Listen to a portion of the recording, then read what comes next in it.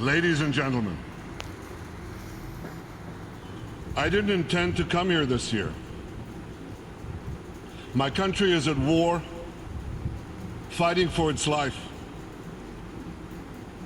But after I heard the lies and slanders leveled at my country by many of the speakers at this podium, I decided to come here and set the record straight.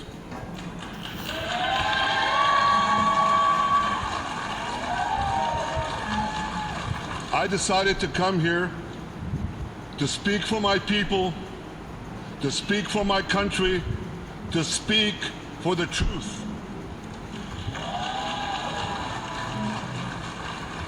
And here's the truth.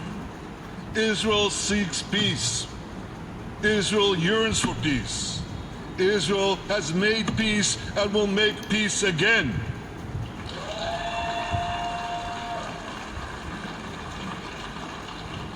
Yet we face savage enemies who seek our annihilation, and we must defend ourselves against these savage murderers. Our enemies seek not only to destroy us, they seek to destroy our common civilization and return all of us to a dark age of tyranny and terror. When I spoke here last year, I said we face the same timeless choice that Moses put before the people of Israel thousands of years ago. As we were about to enter the Promised Land, Moses told us that our actions will determine whether we bequeath to future generations a blessing or a curse. And that is the choice we face today. The curse of Iran's unremitting aggression, or the blessing of a historic reconciliation between Arab and Jew. In the days that followed that speech, the blessing I spoke of came into sharper focus.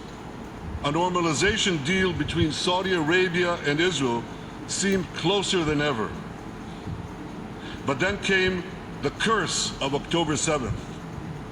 Thousands of Iranian-backed Hamas terrorists from Gaza burst into Israel in pickup trucks, on motorcycles, and they committed unimaginable atrocities. They savagely murdered 1,200 people. They raped and mutilated women. They beheaded men. They burnt babies alive. They burnt entire families alive, babies, children, parents, grandparents, in scenes reminiscent of the Nazi Holocaust. Hamas kidnapped 251 people from dozens of different countries, dragging them into the dungeons of Gaza.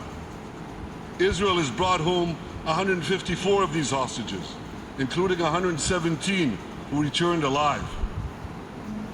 I want to assure you, we will not rest until the remaining hostages are brought home.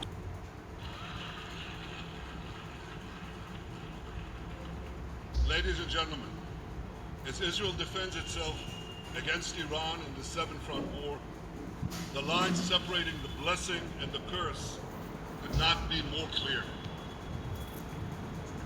This is the map I presented here last year. It's a map of a blessing.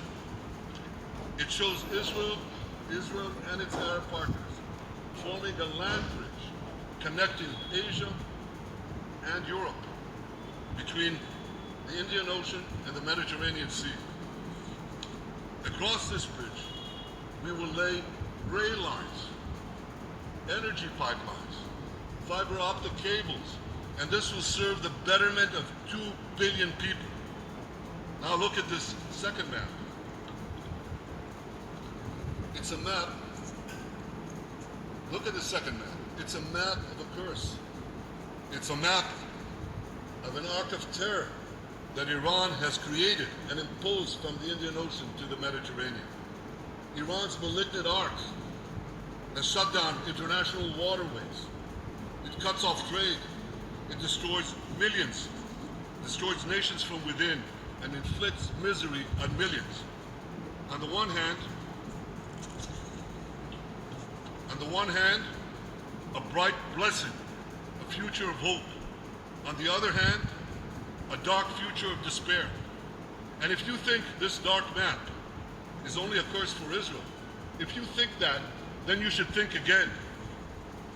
Because Iran's aggression, if it's not checked, will endanger every single country in the Middle East and many, many countries in the rest of the world. Because Iran seeks to impose its radicalism well beyond the Middle East. That's why it funds terror networks on 5 continents. That's why it builds ballistic missiles for nuclear warheads to threaten the entire world. For too long, the world has appeased Iran. It turns a blind eye to its internal repression. It turns a blind eye to its external aggression.